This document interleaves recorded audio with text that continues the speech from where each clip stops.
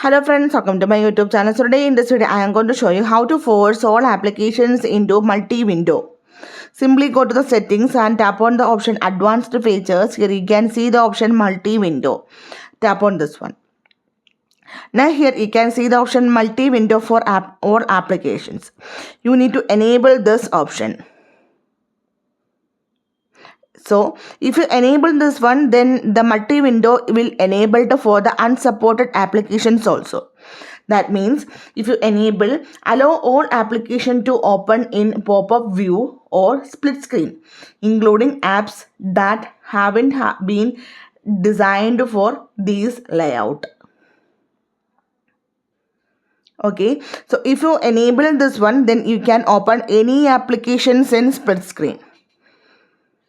So simply in this way we can force all applications into multi-window. So hope you guys enjoyed this video. Thank you for watching. Thank you. Bye-bye.